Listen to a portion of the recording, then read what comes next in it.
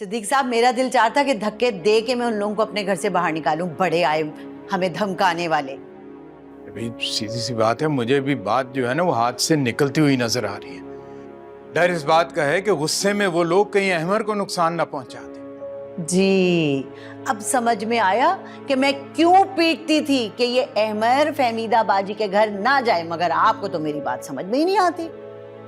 मैं तुम्हें कई बार बता चुका हूं बुशरा कि अहमर अब छोटा बच्चा नहीं है कि उसे डरा धमका के हम आने जाने से रोकेंगे या लोगों से मिलने से रोकेंगे। हाँ बिल्कुल ठीक, वो बच्चा नहीं रहा, लेकिन अब उसके साथ यही करना पड़ेगा, वरना अहमर को कोई बड़ा नुकसान भी पहुंच सकता है। मैं ये सोच रहा हूँ उसको दुबई भेज देते हैं। उसके वहां पर कई दोस्त भी हैं और वो उसे कई बार बुला भी चुके हैं। आइडिया तो अच्छा है आपका, लेकिन इस तरह अकेले नहीं भेजूंगी मैं उसे वहां। अब वो तो देखो, उसको पहले वहां पर जाने दो, सेट होने दो, उसके बाद फिर देखते हैं ना।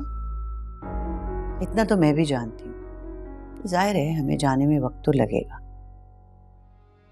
इसीलिए कह रही हूँ बीवी का वीजा आ जाए ना साथ तो ही ठीक है। बीवी? अरे फिर कौन सी बीवी? अरे आपको याद नहीं, सुना नहीं था मैंने क्या कहा था उन लोगों के सामने अहमर की जल्द शादी के बारे में? मैं तो समझा था कि तुमने सिर्फ ये उनका मुंह बंद करने के लिए कहा। सिद्दीक साहब, मैं कोई भी बात यूं ही नहीं कर देती।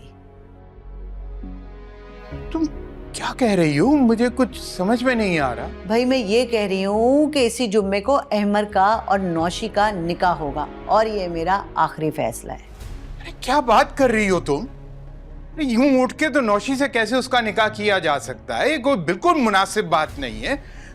क्यों नहीं हो सकता? ये एक बात मैं आपको बता रही हूं, अगर आपने इस बात में कोई भी रुकावट डालने की कोशिश की या अहमर को इत्तला करने की कोशिश की तो एक बात याद रखिएगा, मैं ये घर छोड़ के चली जाऊंगी, किसी को नहीं बताऊंगी कहां गई हूं, फिर ढूंढते रहिएगा।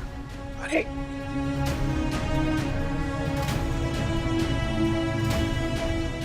खराब हो गया है सौरभ।